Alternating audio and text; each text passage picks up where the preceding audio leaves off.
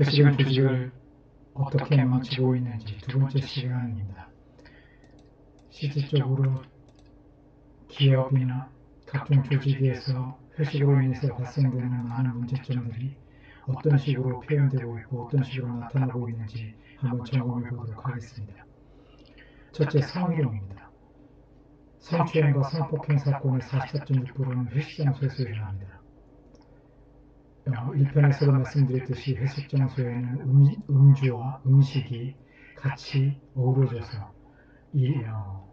나오게 되고, 또한 남자와 여자 그리고 상하 이런 어떤 조직 체계에서 회식을 하다 보면 이런 성희롱이나 성추행, 성폭행 사건이 자연스럽게 일어날 수 있는 여건은 충분히 갖춰졌다고 볼 수 있습니다.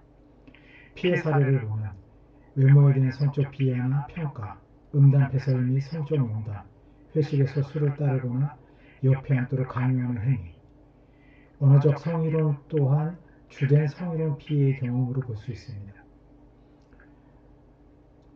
또한 전체적으로는 44.6%지만 성별로 봤을 때는 남성이 29.2%, 여성의 경우 46.7%의 성희롱 발생 장소가 회식 장소라는 것을 알 수가 있습니다.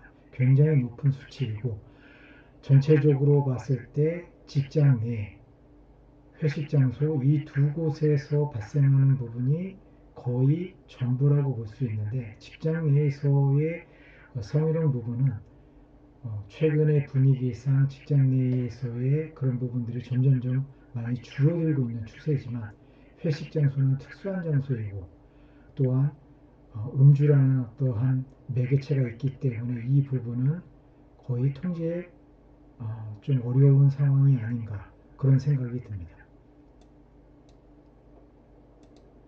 두 번째는 사건 사고입니다. 성추행, 성폭행뿐만 아니라 음주 후에 성매매가 이루어지는 것도 굉장히 높은 빈도로 차지하고 있는 것입니다. 또한 산업재해보상보험법에 따른 산재 발생, 직장 외에서도 산재는 충분히 발생할 수 있는데 거기에 많은 부분이 음주와 관련된 부분이 아닐까 생각합니다. 음주 폭행, 직원 간 폭행도 있을 수 있지만 제3자에 따른 폭행, 시비로 인해서 폭행 사건이 많이 일어나고 있습니다. 그 음주 후에 음주운전을 하는 경우도 많이 발생하고 있습니다.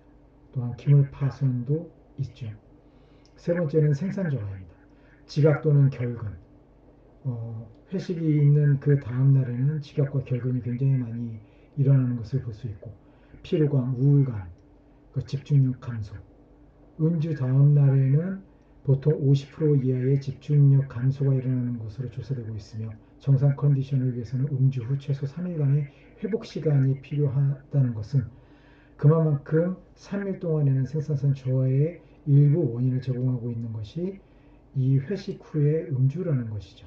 집중력 감소로 인해 직장 내 산재 사고가 발생할 확률이 굉장히 높습니다. 제안하고 싶은 것은 만일 꼭 회식이 있다 하더라도 회사에서는 출근 시 0.03% 이상의 혈중 알코올 농도 근로자에 대해서는 회사 내 출입을 통제하는 규칙을 만들어서 산재 사고라든지 각종 피로감, 우울감, 집중력 감소로 인해서의 발생하는 생산성 저하를 막는 것도 고려해 봐야 된다고 생각합니다.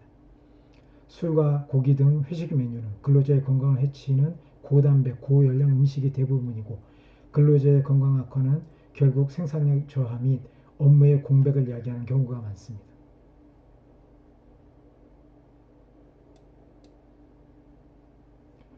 성과능력 중심 인사평가 시스템을 무력화시킨다. 노동부는 최근에 회식은 업무가 아니므로 시간 외 근로수당을 지급할 의무가 없다고 발표했습니다. 이 부분도 굉장히 문제이지만 결국 회식은 업무가 아니다라는 결론을 노동부에서는 말하고 있는 거죠. 많은 직장에서 부서장의 평점이 인사고과에서 높은 비중을 차지하고 있으며, 부사장이 주최하는 회식자리 참석 여부와 회식자리에서의 행동 등을 인사고과에 반영하고 있습니다. 회식은 업무가 아니기 때문에 회식 유무로 인사평가를 하는 것은 근로자에게 성과 능력보다는 개인적 친밀도를 높여서 왜곡된 인사평점이 나오도록 조장하는 결과가 됩니다. 회식이 점점 사적 모임화가 되는 경우도 허다합니다. 사내 파벌화의 구심점 역할로 변질될 가능성이 매우 높습니다. 조직은 조직의 경비로 직원 간 사조직의 담합 및 친목 도모를 위해 경비와 편의를 제공하고 있는 결과가 되는 것입니다. 단합 및 친목 도모는 회식 참석자에게는 단합과 친목 도모이지만 비참석자에게는 배타적 대상이 되는 것이 현실임을 직시하여야 됩니다. 이것은 다시 말해서 편가르기 또는 최근에 근로기준법이 변경되었지만 직장 내 괴롭힘의 원인이 되기도 합니다.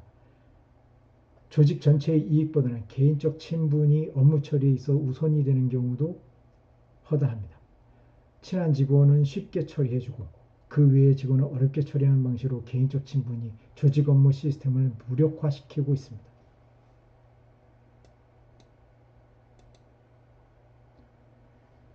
그래서 제안하는 겁니다. 영리 목적 조직을 중심으로 기술된 내용을 전제로 해서 말씀드리겠습니다. 첫째, 회식이 영리 목적 조직의 직접적이고 필수 불가결한 행위인지 면밀한 검토가 필요합니다. 둘째, 영리 기업에게 있어서 어떤 행위든 긍정적인 효과를 확인하지 못한 행위는 조직에게 리스크 요인임을 알아야 합니다. 셋째, 성희롱, 사건 사고, 생산성 저하, 인사평가 시스템 무력화는 회식의 대표적인 폐단입니다. 넷째, 영리 조직의 제1원칙이자 목적은 영리 행위를 통한 영속적인 생존입니다. 다섯째, 영리 행위를 제외한 모든 행위는 철저한 이해 타산을 기초로 가부를 결정해야 하며 그 효과를 검증해야 합니다. 여섯째, 검증되지 않은 관행을 따르려면 영리 행위를 포기하고 비영리 행위를 해야 합니다. 이 사항에서 검토해 본 내용을 종합해 판단해 본다면 회식은 기업에게 암적 패습이다. 이 말의 의미를 전달했다라고 보여집니다. 회식은 문화가 아니라 악습이자 구태입니다. 악습과 구태는 패습이 되고 패습이 반복되면 암으로 발전합니다. 암이 있음을 자각하고 빠른 치료를 받거나 아니면 죽음을 기다릴 수밖에 없습니다. 당신의 조직은 어느 길을 택할 것입니까? 당신의 선택이 남아 있습니다. 회식을 폐기하고 생존의 길을 택할 것인지 회식을 계속하여 사명의 길로 이르를 것인지 조직은 선택을 해야 합니다. 생존을 원하는 기업은 지금 즉시 회식을 없애십시오. 그것이 살 길입니다. 감사합니다.